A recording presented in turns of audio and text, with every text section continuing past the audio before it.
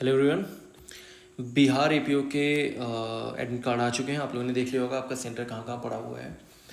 15 तारीख को पेपर है, आज 9 तारीख हो गई है। हमारे पास गिन के 3 से 4 दिन बचे हैं रिवीजन के लिए, क्योंकि उसके बाद आप सबको निकलना पड़ेगा 13 या 14 तारीख के करीब में अपने सेंटर पे पहुंचने के लिए।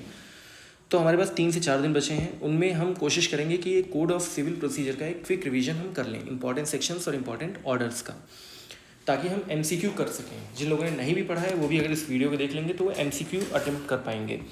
अगर 20 क्वेश्चन आते हैं तो आपको लगभग 15 क्वेश्चन इंपॉर्टेंट टॉपिक से मिल जाते हैं। 5 क्वेश्चन का कुछ कहा नहीं जा सकता है, तो आप एटलीस्ट ये 15 सिक्योर कर सकते हैं अपने। तो बिना किसी तरह के वीडियो शुरू करते हैं। सबसे पहले ये बता दूं कि कोड ऑफ सिविल प्रोसीजर यानी सीपीसी जो होता है, इसकी स्कीम ऐसी है कि ये सेक्शंस और ऑर्डर्स में डिवाइड है। सेक्शन सब्सटैंटिव इन नेचर है थोड़ा सा, ऑर्डर जो होते हैं प्रोसीजरल इन नेचर होते हैं। सेक्शंस में अमेंडमेंट करेगी गवर्नमेंट, और ऑर्डर में और ऑर्डर के अंदर जो रूल्स होते हैं उसके अंदर अमेंडमेंट करती है आपकी हाई कोर्ट, क्योंकि ये प्रोसीजरल इन नेचर होता है। अब हम सिर्फ इंपॉर्टेंट चीज़ पे चलेंगे, और वीडियो को मैं थोड़ा सा छोटा रखने की कोशिश करूँगा, 8 से 10 मिनट की, ताकि आपको एक बार में ज़्यादा फैक्ट्स ना याद हो जाएँ, मतलब ज़्यादा फैक्ट्स आपके सामने ना रख दूँ, क्योंकि वो याद नहीं होते हैं फिर। तो छोटी वीडियो रहेगी तो आपको थोड़े सेक्शंस याद हो पाएंगे। शुरू करते हैं। सबसे पहले हमें 2 वर्ड याद रखने हैं कि ये एक्ट था कंसोलिडेट और अमेंड करने के लिए। 2 वर्ड्स कौन से याद रखने हैं? Consolidation and amendment. कंसोलिडेट करने के लिए और अमेंड करने के लिए, laws relating to procedure of code of civil judicial. ठीक है। Section number 1, short title, commencement and extent. अब इसमें हमारे लिए जो डेट इंपॉर्टेंट होती है वो होती है 1 जनवरी 1909। ये है इसकी डेट ऑफ इन्फोर्समेंट। 1 जनवरी 1909 को सीपीसी इन्फोर्समेंट में आया था। फिर आते हैं एक्सटेंशन की बात करते हैं, तो extends to whole of India except, यहाँ पे पहले स्टेट ऑफ जे.एंड.के लिखा था जो हट चुका है, तो अब ये सिर्फ नागालैंड में एप्लीकेबल नहीं है और ट्राइबल एरियाज में एप्लीकेबल नहीं है, बाकी होल ऑफ इंडिया में एप्लीकेबल है। ट्राइबल एरिया क्या है यहाँ पे दे रखा है, बट बहुत इंपॉर्टेंट नहीं है आपके लिए, तो आपको सिर्फ इतना याद रखना है कि इसका एक्सटेंट क्या है, except Nagaland and tribal areas, ये पूरे इंडिया में एप्लीकेबल है। फिर आते हैं डेफिनेशन क्लॉज सेक्शन 2, इसमें हम लोग इंपॉर्टेंट डेफिनेशन देखते हुए चलेंगे। सबसे पहली इंपॉर्टेंट डेफिनेशन है 2 क्लॉज 2 यानी डिक्री की। अब डिक्री में हम 4 रूल्स पे ध्यान देंगे। फॉर्मल एक्सप्रेशन होता है किसका? एडजुडिकेशन का।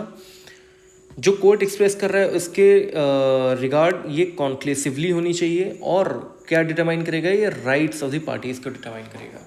तो क्या हो गया? Formal expression of an adjudication so far as regard the court expressing it conclusively determines the rights of parties with regard to all or any of the matter in controversy in the suit।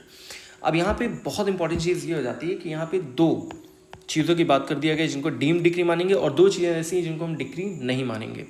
तो पहली deem decree है, it shall be deem to include the rejection of plaint. Order 7 rule 11, rejection of plaint जो होता है वो भी आपकी deem decree मानी जाती है, और determination of any question with in section 144 ये भी आपकी डीम डिक्री मानी जाती है। तो अगर हम डीम डिक्री की बात करें तो रिजेक्शन ऑफ प्लेंट और determination of any question with in section 144 ये दोनों डीम डिक्री हैं। किनको डिक्री नहीं माना जाएगा? तो कोई भी ऐसा adjudication from which an appeal lies as an appeal from an order, अगर किसी एडजुडिकेशन से कोई अपील लाई करती है, कैसी लाई करती है? As an appeal from an order, तो वो डिक्री नहीं है। दूसरा, any order for dismissal for default, any order of dismissal for default, अगर डिसमिसल फॉर डिफॉल्ट का कोई ऑर्डर है तो वो भी डिक्री नहीं मानी जाएगी। तीसरी इंपॉर्टेंट चीज इसी में दे रखी है कि मे बी ईदर प्रिलिमिनरी और फाइनल। तो डिक्री कितने टाइप की होती है? या तो प्रिलिमिनरी होगी या फाइनल होगी, या पार्टली प्रिलिमिनरी और पार्टली फाइनल हो जाएगी। ठीक है, ये चीज़ें यहाँ पे इंपॉर्टेंट हो गई हैं। प्रिलिमिनरी डिक्री क्या होती है? तो ये भी हमको ध्यान देना पड़ेगा, जहाँ पे further proceedings have to be taken before the suit can be completely disposed of.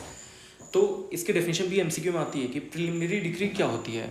तो प्रिलिमिनरी डिक्री तब होती है जब अभी और प्रोसीडिंग्स हमको करनी पड़ेंगी ताकि हम सूट को कंप्लीटली डिस्पोज ऑफ कर सकें।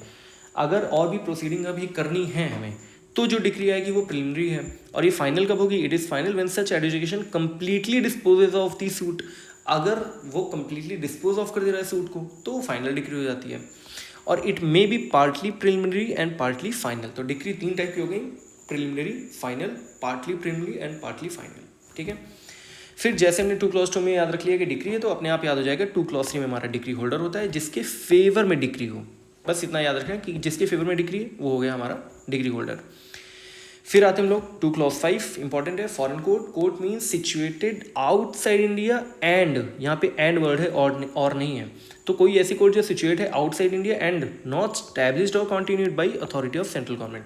तो कोई ऐसी कोर्ट जो इंडिया के बाहर सिचुएट करती है और ना ही उसको इस्टेब्लिश किया था, ना ही वो कंटिन्यू की जा रही है, किसके द्वारा, सेंट्रल गवर्नमेंट के द्वारा, वो हो जाएगी हमारी foreign court. Two clause 6 foreign judgment, judgment of any foreign court, तो हो जाएगा हमारा फॉरेन जजमेंट।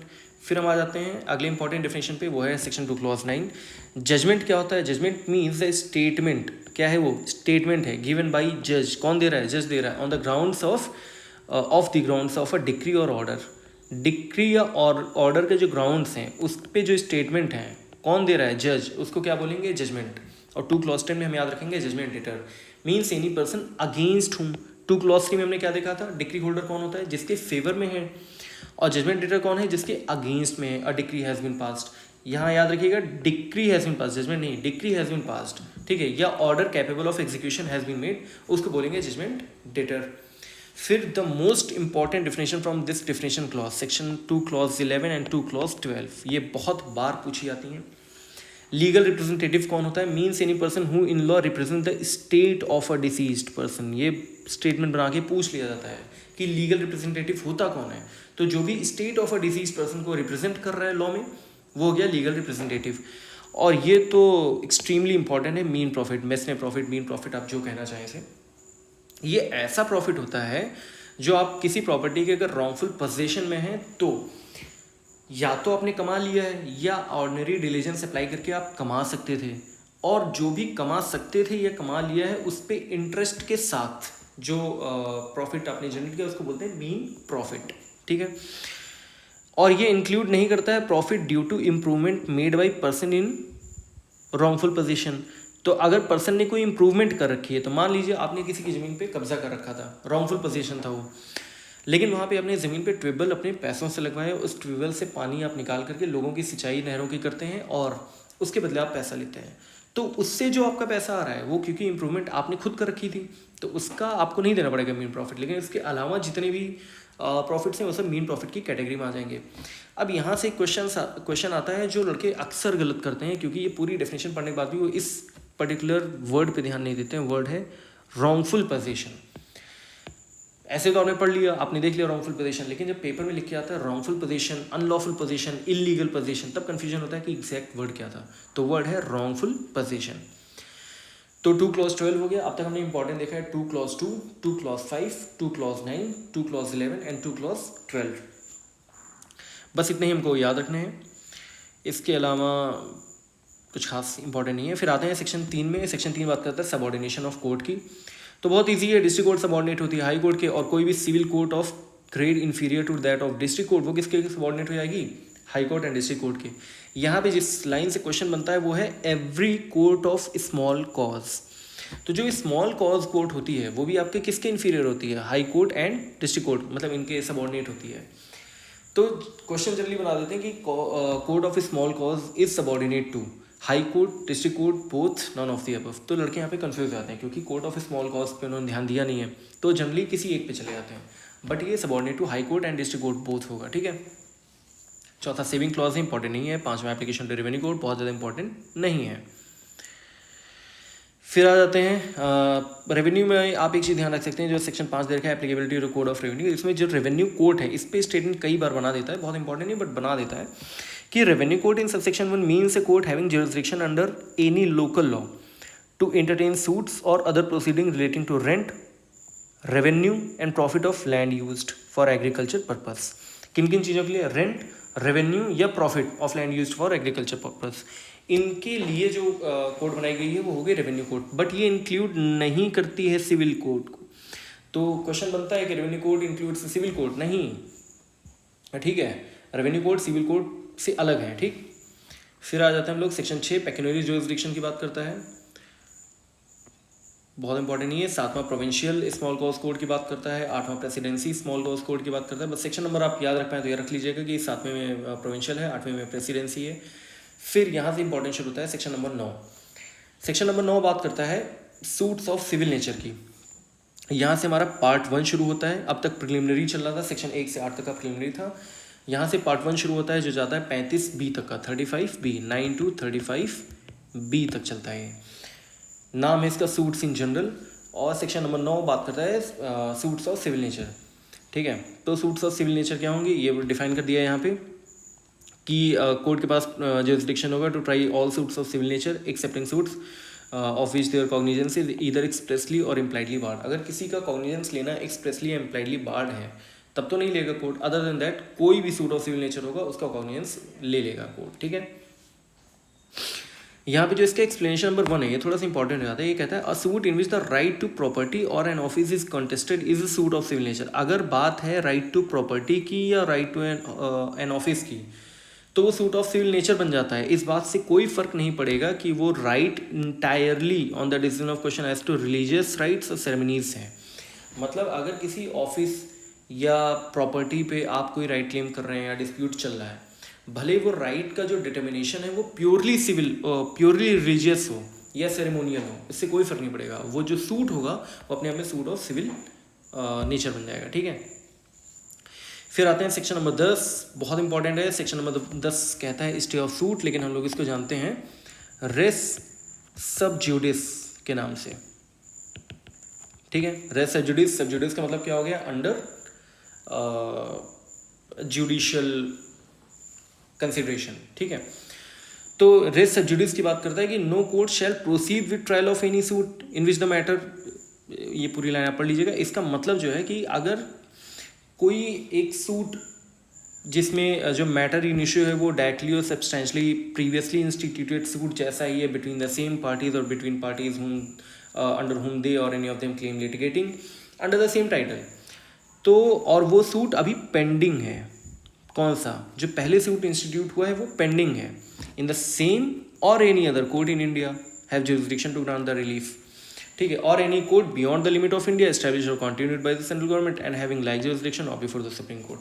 तो ये कहना ये चाहता है सेक्शन नंबर 10 की अगर कोई सूट ऑलरेडी पेंडिंग है किसी भी कॉम्पिटेंट जुरिसडिक्शन की कोर्ट में, तो वैसा ही कोई फर्दर सूट वो कोर्ट या कोई और कोर्ट ट्राई नहीं करेगी। ठीक है, तो यहाँ पे पेंडिंग सूट की बात किया गया है। और हम आते हैं फिर सेक्शन 11 रेस ज्यूडिकाटा। इसमें बात होता है जो सूट एक बार डिसाइड हो चुका है, मतलब जिसमें एक बार जजमेंट आ गया है।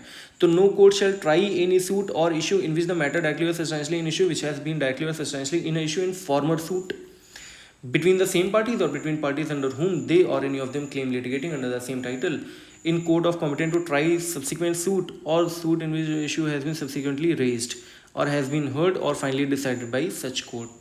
तो ये बार क्या करता है कि मान लीजिए कोई पर्टिकुलर मैटर किसी एक सूट में उठ चुका है या वहाँ पे वो बात रेज की जा चुकी थी, उसके बारे में कोर्ट ने अपना फाइनल डिसीजन दे रखा है, तो दूसरा सूट इंस्टीट्यूट नहीं होगा। ये रेस जुडिकाटा बात करता है। ठीक है, और रेस सब जुडिस क्या बात करता है कि ट्रायल नहीं होगा दूसरे सूट का अगर पहला सूट पेंडिंग है। सिंपल वे में देखें, बाकी आपको बहुत डिटेल में नहीं जाना है क्योंकि यहाँ सेक्शन नंबर पूछेगा। मेंस में आप जब जाएंगे तब यहाँ पे आप इसको डिटेल में जा सकते हैं। यहाँ पे देख लेते हैं कौन सा एक्सप्लेनेशन इंपॉर्टेंट है। एक्सप्लेनेशन नंबर 4 बहुत इंपॉर्टेंट है, बहुत बड़ा एमसीक्यू में आया है। Any matter which might and not to have been made on the grounds of defence or attack in such former suit shall be deemed to have been a matter directly and substantially in the issue in such suit. Explanation number 4 बात करता है constructive race judicata की। किसकी बात करता है? Constructive race judicata, कि अगर कोई मैटर ऐसा था जो उठाया तो नहीं गया था पिछले सूट में बट आपको उठाना चाहिए था और आपने नहीं उठाया, तो अब अगले सूट में आप उसको नहीं उठा सकते हैं।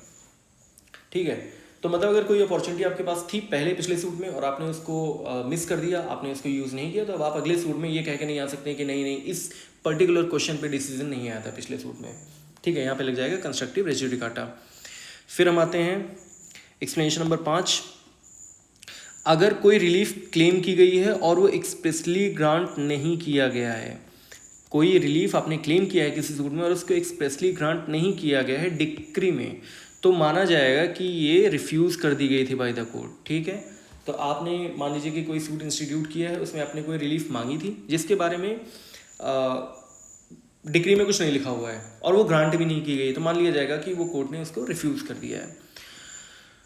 ठीक है, ये दो एक्सप्लेनेशन हमको याद रखने हैं। एक्सप्लेनेशन नंबर 4 बहुत इंपॉर्टेंट है। फिर एक्सप्लेनेशन नंबर 5। फिर आते हैं 12, ये एक्सटेंशन है हमारा रेस जुडिकाटा का, बार टू फर्दर सूट।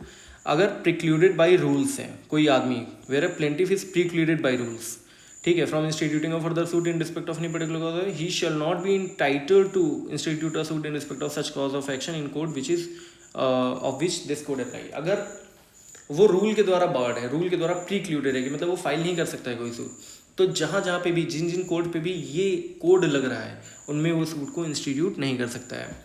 13 और 14 इनके बारे में क्वेश्चन ऐसे आता है कि प्राइवेट इंटरनेशनल लॉ की बात कहाँ की गई है, तो 13 और 14 में कर दी गई है, ठीक है।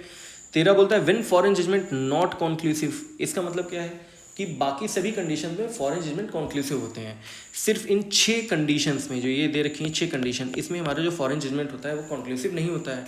क्या है 6 कंडीशन, देख लेते हैं जल्दी से। Not been pronounced by court of competent jurisdiction, court के पास कॉम्पिटेंट ज्यूरिसडिक्शन नहीं था, मेरिट पे नहीं दिया गया है, ठीक है, या फेस ऑफ प्रोसीडिंग पे पता चल रहा है कि incorrect view of international law or refusal to recognize law of India, या तो जो इंटरनेशनल लॉ है इसका इनकरेक्ट व्यू अडॉप्ट किया गया है, या जो लॉ ऑफ इंडिया है इसको रिकॉग्नाइज करने से रिफ्यूज़ कर दिया गया है। In cases in which such law is applicable, जहाँ पे वो लॉ एप्लीकेबल था उन केसेस में। Where the proceeding in which the judgment was obtained are opposed to natural justice, natural justice के अगेंस्ट में थी। Where it has been obtained by fraud, fraud के थ्रू ऑब्टेन किया गया है, या where it sustain a claim founded on breach of any law in force in India, या इसने किसी इंडिया में कोई लॉ अगर इन्फोर्स है उसका ब्रीच किया है। तो इन 6 कंडीशन के अलावा सारे फॉरेन जजमेंट क्या होंगे, कंक्लूसिव इन नेचर होंगे। 14 बात करता है presumption as to foreign judgment, तो ये कहता है कि द कोर्ट शैल प्रिज्यूम है, मे प्रिज्यूम नहीं है, the court shall presume upon the production of any document purporting to be a certified copy of foreign judgment. क्या certified copy of foreign judgment की बात अगर किया गया है, मतलब अगर कोई कॉपी प्रोड्यूस की गई है कोर्ट के सामने जो ये कहा जा रहा है कि ये certified copy of foreign judgment है, तो कोर्ट शैल प्रिज्यूम, कोर्ट मान लेगा that such judgment was pronounced by a court of a competent jurisdiction. तो कोर्ट क्या मान लेगा जिस कोर्ट के सामने वो जजमेंट पेश किया जा रहा है, कि जिस कोर्ट ने, जिस फॉरेन कोर्ट ने वो जजमेंट दिया था उसके पास कॉम्पिटेंट ज्यूरिसडिक्शन था, unless the contrary appears on the record, but such presumption may be displaced by proving want of jurisdiction। अब क्योंकि मे शैल है तो किया तो जा ही सकता है, रिबट तो किया ही जा सकता है, ठीक है। तो 14 1 से 14 तक में जितने इंपॉर्टेंट सेक्शन थे हमने यहाँ पे कवर कर लिए हैं। अगली वीडियो में लेके आऊँगा, उसमें 15 से आगे हम लोग कवर करेंगे। Thank you so much.